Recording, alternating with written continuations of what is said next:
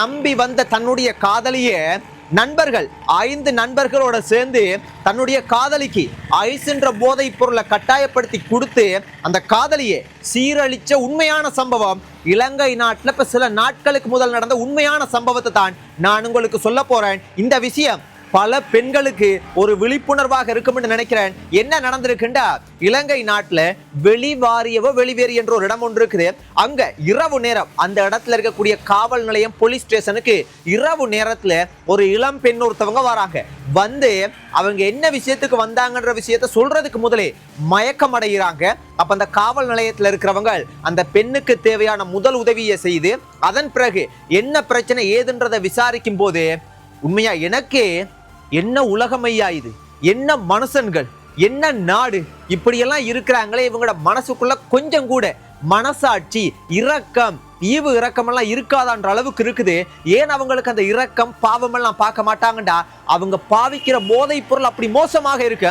என்ன நடந்திருக்குண்டா, இந்த பெண் கொழும்புல பேலியகுடன்னு சொல்லப்படக்கூடிய ஒரு இடத்துல இருக்கக்கூடிய ஒரு நபரை இந்த பெண் பாதிக்கப்பட்ட அந்த இளம் பெண் காதலிக்கிறாங்க. காதலண்டா உண்மையாகவே ஒரு காதலிக்கும் போது நம்பி எங்கேயும் போவாங்க வருவாங்க, இதெல்லாம் சகஜமா நடக்கக்கூடிய விஷயம்தான்.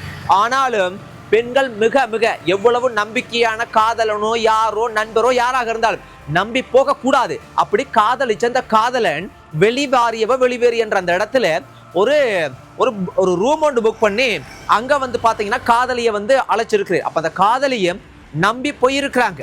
அங்க போனதன் பிற்பாடு இந்த காதலன் அந்த காதலிக்கு ஐஸ் என்ற போதைப் பொருளை கொடுத்திருக்கிறார். அப்ப அந்த காதலி அதை மறுத்திருக்கிறாங்க. மறுத்தாலும் அதன் பிறகும் கொடுத்திருக்கிறார். அதற்கு முதல் என்ன நடந்திருக்குண்டா, தன்னுடைய நண்பர்களை கோல் பண்ணி கூப்பிட்டு இருக்கிற அந்த இடத்துக்கு அந்த காதலன் தன்னுடைய நண்பர்களை கிட்டத்தட்ட ஒரு 4-5 பேர் கூப்பிட்டு இருக்கிறார். அப்ப காதலி இதை தெரிஞ்சு கொண்டதுனால அந்த இடத்தை விட்டு வெளியேறதுக்கு முயற்சி செய்திருக்காங்க. ஆனாலும் காதலன் அதுக்கு இடமளிக்க இல்லை.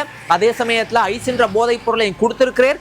அப்ப முடியாத கட்டம், கிட்டத்தட்ட சுய நினைவை இழக்கக்கூடிய அளவுக்கு மயக்கமான என்ன நடக்குதுன்றதை சரியா தெரிஞ்சு கொள்ற அளவு புரிஞ்சு கொள்ற அளவுக்கு இல்லாத சூழ்நிலைக்கு அந்த ஐஸ் என்ற போதைப் பொருளை பாவிச்சதன் பிற்பாடு காதலன் தன்னுடைய நண்பர்கள் 4-5 பேரையும் கூப்பிட்டு அந்த பெண்ணை ஒரு நபராக என்னென்ன வார்த்தையால என்னால் அந்த காணொலியில விளப்பமா, இதை விட விளப்பமா என்னால் சொல்லிடாது, அந்த அளவுக்கு பாலியல் ரீதியாக செய்யவே கூடாது பல துன்பமான கேவலமான மோசமான தவறான செயல்களை தன்னுடைய காதலிக்கு தன்னுடைய 4-5 நண்பர்களை கூப்பிட்டு ஒவ்வொரு நபரா அந்த பெண்ணை சீரழிக்க வச்சிருக்கு. சீரழிக்கிறத காதலனை பார்த்திருக்கிறேன். ஸோ இப்படியான ஒரு சம்பவம் நடந்து அதன் பிறகு அந்த பெண், அந்த இளம் யுவதி உயிரிழக்கையில் உயிர் தப்பி அதுல இருந்து பாதிக்கப்பட்டு இந்த நடந்த விஷயம் எல்லாம் ஒரு அளவுக்கு புரிஞ்சதன் பிற்பாடு பெரிய மனசோர்வடைஞ்சி பெரிய ஸ்ட்ரெஸ் ஆகி ஒரு நல்ல விஷயம் என்னண்டா, இவ்வளவு விஷயமும் நடந்து அந்த பெண் தவறான ஒரு முடிவொன்று எடுக்கல. அதுதான் இதுல இருக்கிற ஒரு நல்ல விஷயம்.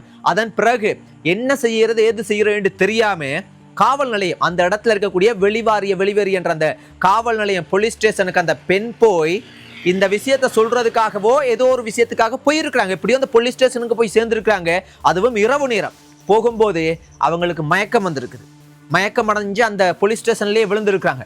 அதன் பிறகு போலீஸ் ஸ்டேஷன்ல இருக்கிறவங்க எல்லாம் காப்பாத்தினதன் பிற்பாடுதான் இந்த விஷயத்தை போலீஸ் ஸ்டேஷன்ல சொல்லியிருக்காங்க. அதன் பிறகு அந்த குற்றப்புலனாய்வு சிறுவர் மகளிர் அந்த பிரிவு அவங்கெல்லாம் சேர்ந்து இந்த விசாரணையை மேற்கொண்டு அந்த நபர்களை கைது செய்வதற்கான தகுந்த நடவடிக்கைகளும் மிகுந்த முயற்சி பாத்தீங்கன்னா போலீஸ் குற்றப்புலனாய்வு பிரிவினர் முயற்சி செய்து கொண்டிருக்கிறாங்க. ஆனா இதுவரைக்கும் அந்த நபர்கள் சிக்கப்படல. இதுல இருந்து நாங்கள் ஒரு விஷயத்தை தெளிவா புரிஞ்சு கொள்ளோன்னு, இளம் பெண்களே, இன்றைக்கு காதலிக்காத பெண்களோ காதலிக்காத ஆண்களோ யாராவது இருக்காங்களான்னு கேட்டா விரல் விட்டு தான் எண்ணலாம். அந்த அளவுக்கு கூடுதலா காதல் என்ற பாதையில் அனைவருமே போறோம். ஆனா இதுல நாங்க கவனிக்க வேண்டியது என்னண்டா, காதலிக்கிறது நான் தப்புன்னு சொல்ல வரல. ஆனா காதலிக்கிற நபர் சரியான கூட எதிர்காலம் உருவாகிறதுக்கு முதல், வாழ்க்கை உள்ளுக்கு போறதுக்கு முதல் நீங்க நம்பி காதலன் தானே 1 வருஷம் காதலிச்சிருக்கிறேன், 2 வருஷம் காதலிச்சிருக்கிறேன், 5 வருஷம் காதலிச்சிருக்கிறேன் தெரியாத இடத்துக்கோ தெரியாத ஒரு பிளேஸுக்கோ இல்லைண்டா ஒரு ரூம் புக் பண்ணி அங்க கூப்பிடுறதுக்கோ கட்டாயம் போக கூடாது. ஏனெண்டா இப்ப இருக்கிற சமுதாயம், நீங்க காதலிக்கிற நபர் போதைப் பொருட்களை பாவிக்கக்கூடியவங்களாக அதிகமான ஆட்கள் இருக்கிறாங்க.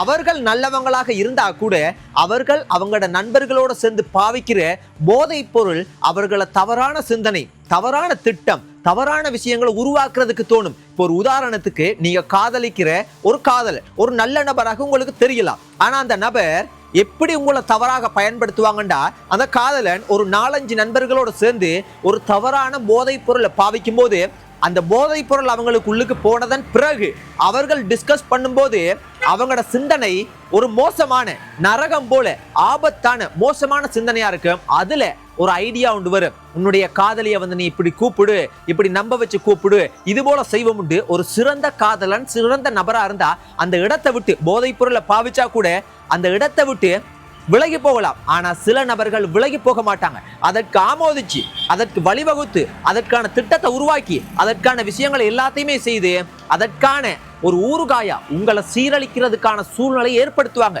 அதே போல ஒரு சம்பவம் தான் இந்த பெண்ணுக்கு நடந்திருக்குது. இந்த பெண்ணினுடைய பெயர், இந்த பெண்ணினுடைய சரியான விவரங்கள், இந்த எல்லா விஷயத்தையும் நாங்க வெளியிட முடியாத காரணம் என்னண்டா, இதுவரைக்கும் அந்த இளம் பெண் பாதுகாப்பாக இருக்கிறாங்க. அவங்க உயிரிழக்க இல்லை, அவங்க தவறான முடிவு எடுக்கல. இந்த விஷயத்தை வெளிக்கொண்டு வரணும், இதுக்கு நீதி கிடைக்கணும். அந்த பெண்ணை சீரழிச்சு அவ்வளவு நபர்களையும் கைது பண்ணணும், நீதியின் முன் நிறுத்தணும், அவர்களுக்கு தகுந்த தண்டனையை பெற்றுக் கொடுக்கணும், அந்த விஷயத்துக்கு போராடணும், முயற்சி செய்யணும் என்ற எண்ணமே அந்த பெண் ஒரு சிறந்த பெண் என்ற அளவுக்கு உறுதி செய்திருக்கு. ஆனாலும் நாங்க நல்லா யோசிச்சு கொள்ளணும், இன்றைக்கு இளம் பெண்களாக இருந்தாலும் சரி, இளைஞர்களாக இருந்தாலும் சரி, போதைப் பொருளை பாவிக்காதவங்க இருக்காங்களா என்று கேட்டா மிக மிக சந்தேகமா இருக்குது. விரல் விட்டு தான் எண்ணலாம். அந்த அளவுக்கு எங்கட சமுதாயம், எங்கட நாட்டில் இருக்கக்கூடிய பல மக்கள், இளைஞர்கள், யுவதிகள் அந்த மோசமான பாதையில போறாங்க. அதனால பெற்றோர்களே, உங்களோட பிள்ளைகளை, பெரிய வயசாக இருந்தாலும் 20 வயசோ 25 வயசா இருந்தாலும், உங்களோட பிள்ளைகள், முக்கியமாக பெண் பிள்ளைகள் எங்க போறாங்க, இரவு நேரமாக இருந்தா எங்க போறாங்க, யாரோட போறாங்க, என்ன தேவைக்கு போறாங்கன்னு நீங்க சந்தேகப்படணும். இது தவறு இல்லை. ஏன்டா நாங்க அந்த மாதிரியான ஒரு சமுதாயத்துல, மோசமான காலநிலையில நாங்க வாழ்ந்து கொண்டிருக்கிறோம் காலத்துல. அதனால நீங்க சந்தேகப்படாம, மகள் மேல எனக்கு நம்பிக்கை இருக்குது, மகன் மேல எனக்கு நம்பிக்கை இருக்குது, நான் சந்தேகப்பட வேண்டிய அவசியம் இல்லை, என்னுடைய பிள்ளைகள் என்னுடைய பெயரை காப்பாத்துவாங்க, என்னுடைய பிள்ளைகளை நான் அப்படி வளர்க்கையில் நீங்கள் அப்படியெல்லாம் கதைச்சு கொண்டு பாசமலை பொழிஞ்சு கொண்டு இந்த காலகட்டத்திலையும் இருந்தா, நாளைக்கு கைமீறி நடந்ததன் பிற்பாடு ஒன்றுமே பண்ண முடியாது. இதே போலதான் இப்ப ஒரு 2-3 நாட்களுக்கு முதல் யாழ்ப்பாணத்துல ஒரு சம்பவம் நடந்தது. யாழ்ப்பாணத்துல எந்த இடம்னு நான் சொல்ல இல்லை, ஆனா யாழ்ப்பாணத்துல நடந்ததை நான் உங்களுக்கு சுருக்கமா சொல்றேன். ஒரு 13 வயசு இருக்கக்கூடிய ஒரு சின்ன தங்கச்சி உண்டு. 13 வயசுன்ற ஒரு குழந்தைன்னு சொல்லலாம். 13 வயசு இருக்கக்கூடிய ஒரு தங்கச்சியை பார்த்தா எனக்கும் உங்களுக்கு எப்படி உணர்வு வரும்? ஒரு அன்பான, ஒரு பாசமான, ஒரு நல்ல ஒரு உணர்வு வரும். ஆனா அந்த இளம் தங்கச்சி, அது ஒரு குழந்தைன்னு சொல்லலாம், ஒரு 13 வயசு இருக்கக்கூடிய தங்கச்சியை ஒரு நபர் வேலைண்டு, அது பெரிய விஷயம் இருக்குதுன்னு நான் உங்களுக்கு சுருக்கமா சொல்லிடுறேன். இது போல பல விஷயங்களை நான் உங்களுக்கு கதைச்சும் இருக்கிறேன். அந்த தங்கச்சியை அவர் ஒரு தடவை 2 தடவை இல்லை, ஒரு நாள் 2 நாள் இல்லை, பல தடவை பல நாள் தவறான செயற்பாடு செய்து அந்த தங்கச்சியை சீரழிச்சிருக்கிறேன்.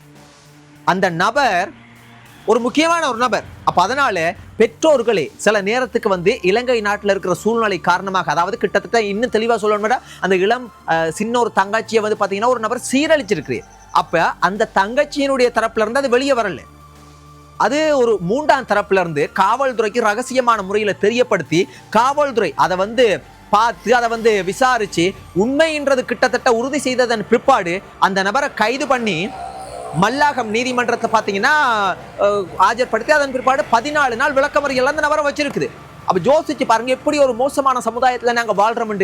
அதனால அம்மா அப்பாக்கள் வெளிநாட்டுல இருக்கிறீங்கடா, இந்த நாட்டுல இருக்கிற சூழ்நிலை, பொருளாதார சூழ்நிலை காரணமாக நீங்க வெளிநாட்டுக்கு வேலைக்கு போறதுனா தவறு சொல்லல. ஆனா உங்களோட பிள்ளைகள் யார பாதுகாப்புல இருக்கிறாங்க நீங்க கண்காணிக்கணும், சந்தேகப்படணும். சின்ன விஷயம் கூட வித்தியாசமா இருக்குன்னா உடனடியாக நீங்க நடவடிக்கை எடுக்கணும். அது சொந்த அப்பாவை தவறு சொல்லல, ஆனா அப்பாவாக இருந்தா கூட, அப்பா ஸ்தானத்துல இருக்கக்கூடிய எவ்வளவு முக்கியமான நபராக இருந்தா கூட நீங்கள் கண்காணிக்கணும், மிக மிக கவனமாக இருக்கணும். அதே போலதான் பெற்றோர்கள், அம்மா அப்பா இந்த நாட்டுல இருந்தா கூட, உங்களுடைய பிள்ளைகள் இருந்தா கூட, உங்களோட பிள்ளைகள் டியூஷனுக்கு போவாங்க, ஸ்கூலுக்கு போவாங்க, தெரிஞ்ச நபரோட ஆட்டோல அனுப்புவீங்க, தெரியாதவங்களோட பாத்தீங்கன்னா அனுப்பலாம், இப்படியெல்லாம் இருக்கும். ஆனால் நீங்கள் மிக மிக கண்ணியமாகவும் பொறுப்பாகவும் உங்களோட பிள்ளைகளை பாதுகாத்துக் கொள்ளலண்டா, உங்களாலேயே பாதுகாக்க முடியலண்டா, வேற யாராலையுமே பாதுகாக்க முடியாது. அதனால நீங்க தான் பொறுப்போட நடந்து கொள்ளணும். நாட்டுல நடக்கிற விஷயங்களை எல்லாம் கேட்கும்போது, பார்க்கும்போது உண்மையாகவே நாங்க மனிதர்களோட தான் வாழ்றோமா, இல்லண்டா மனித உருவத்துல இருக்கக்கூடிய ஒரு வேற்று கிரகத்துல இருக்கக்கூடிய யாரோடையாவது வாழ்றோமான்ற ஒரு எண்ணம் வருது. பாதுகாப்பாக உங்களோட பிள்ளைகளை பாதுகாக்க வேண்டிய முழு பொறுப்பு தாய்க்கும் தந்தைக்கும் தான் முதலாவது இருக்கு. நீங்கள் அந்த பொறுப்புல இருந்து தவறுவீங்களாக இருந்தா வேற யாராலையுமே பாதுகாக்க முடியாது. போதை என்ற ஒரு பாதையில உலகத்துல சிக்கி தவிக்கிற ஒரு உலகத்துல தான் நாங்க வாழ்ந்து கொண்டிருக்கிறோம். கவனமாக இளம் பிள்ளைகளை, இளம் தங்கச்சிமார்களே, அம்மா அப்பாக்களை நீங்க எல்லாருமே கவனமா இருந்து கொள்ளுங்க. அதே போல நானும் கவனமாக இருந்து கொள்றேன். நன்றி சொந்தம்.